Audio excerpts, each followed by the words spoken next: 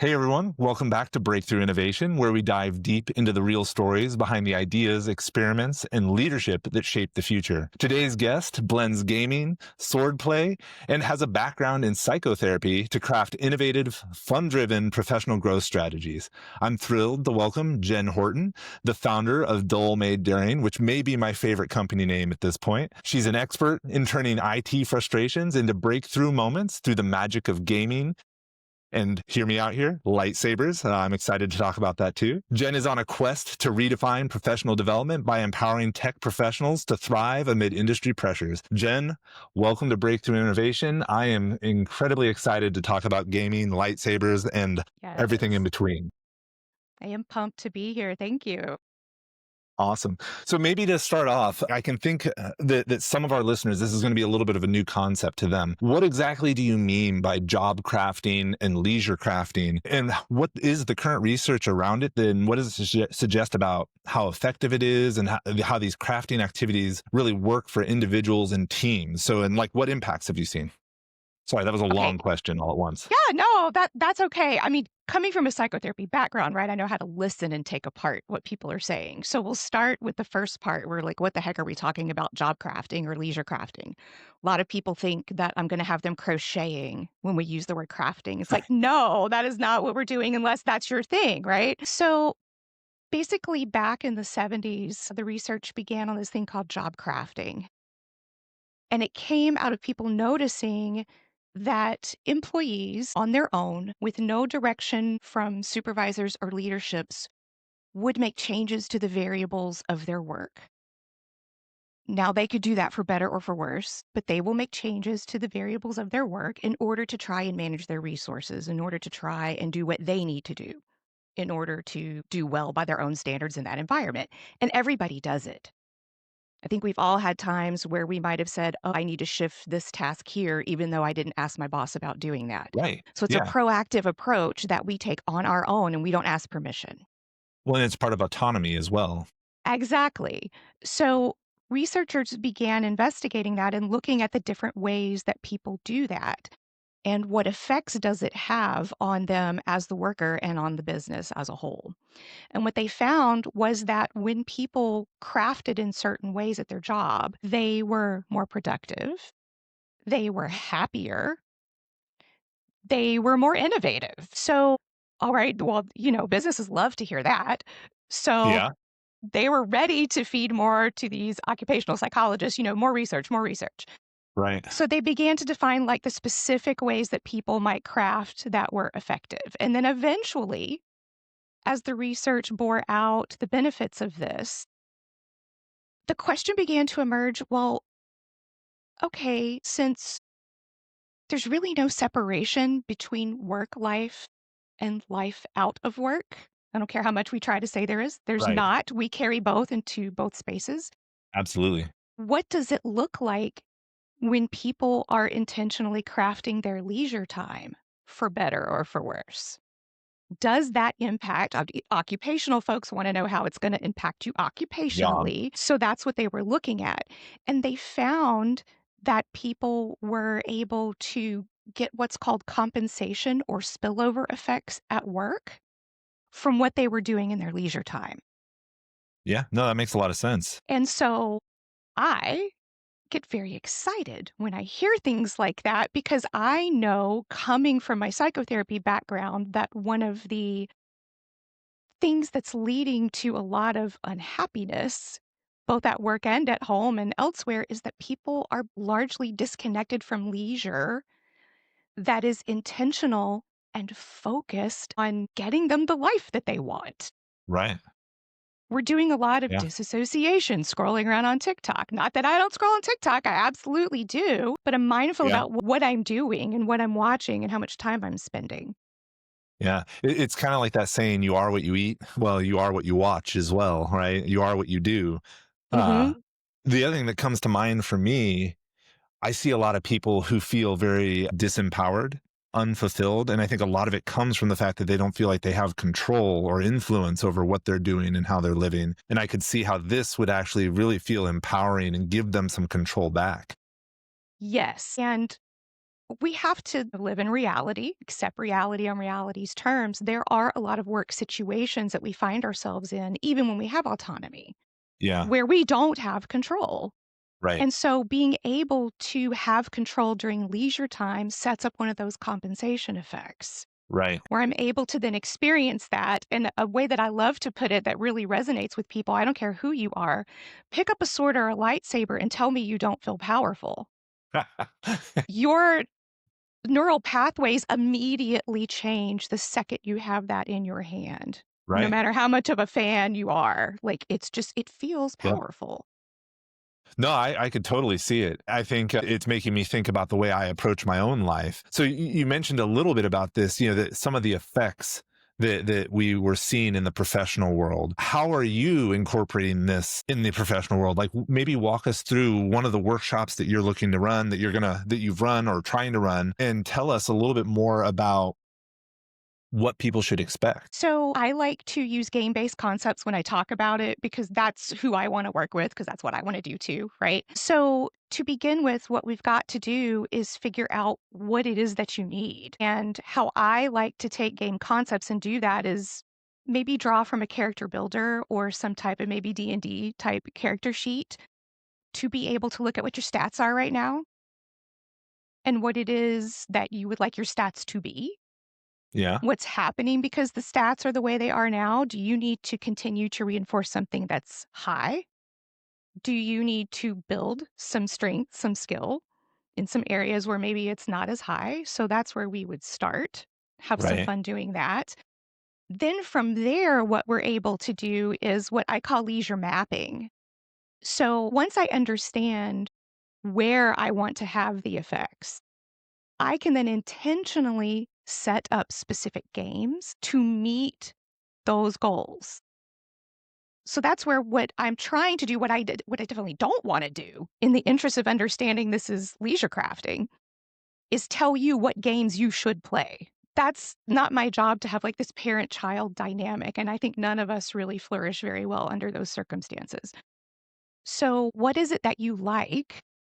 How can you intentionally pursue it in a way to get the effects that you want? Now, people kind of get this concept, but I'm over here as the person with some expertise to kind of help you refine how you do that, Right. not to tell you how you need to do it.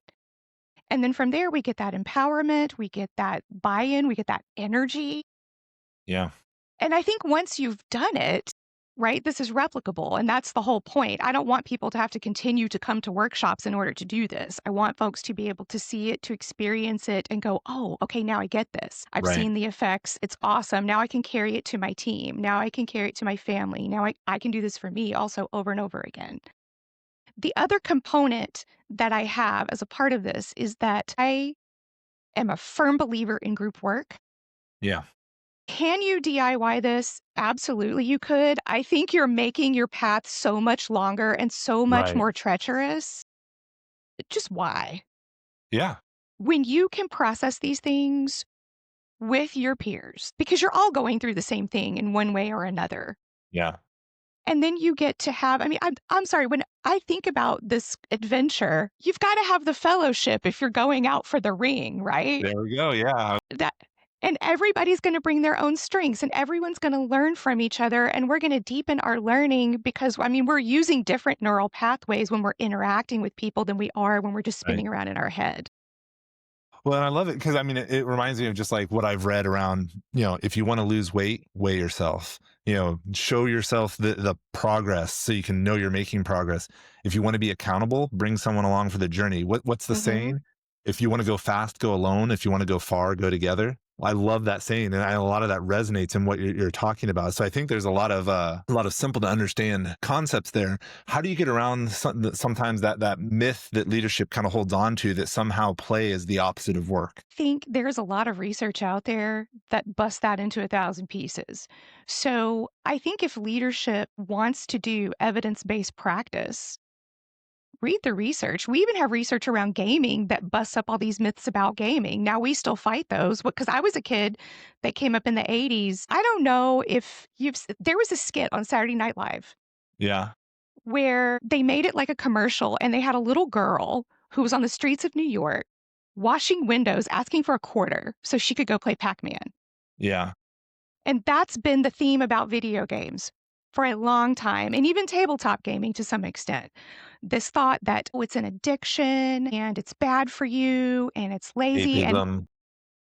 or escapism, game shame is Yeah. so prevalent. And then I have to really dig down on why were the people who were shaming you shaming you? Because all Yeah. behavior has a function. Yep. And usually it's not because they had your best interest at heart. Absolutely. It usually says more about them than you. I think it's funny. I'm, child of the 80s as well.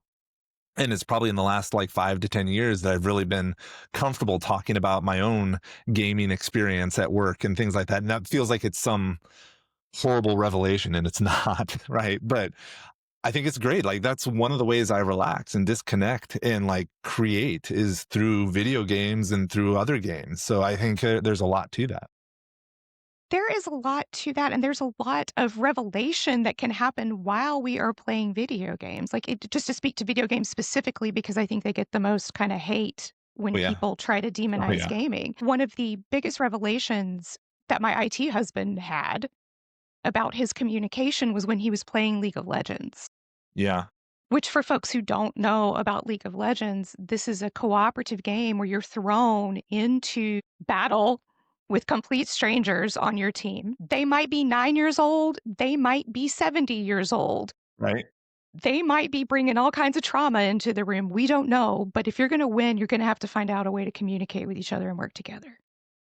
My biggest breakthrough on work patterns that I had that I needed to adjust came when I was playing Minecraft, because one day I recognized a pattern in how I played and I started asking, why do I Yeah. have that pattern? Not because I thought it was necessarily bad, it just became a fascinating question. And then I was able to see how that pattern was actually replicating itself, not just in Minecraft, but through my whole life. Yeah. Well, and it's interesting. I think so. There's a couple things coming. One, there's a study, and I'll have to look see if I can find the link to this that they did. They showed, uh, like over a lunch break, 45 minutes of a team playing video games together, or individuals. It was when they came back, they were 20% more productive on a given task. So, like, I'd be curious if you ask a leader, would you like your people to be 20% more productive? Who'd say Hmm. no? The other part of it that I see, so many teams struggle with connection, belonging, acceptance, all these things that are that foundation for psychological safety. It sounds like gaming is a great way to kind of build that foundation so the rest of that safety can start to kind of take effect and have an advantage for that team.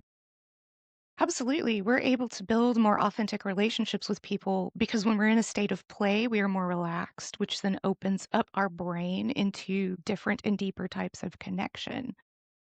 So, like, take out all the high stakes stuff of work, and then we can begin to know each other on that deeper level and know how to communicate with each other so that when the high stakes become present, You have that to we fall know how back to work on. together. Yeah. Exactly.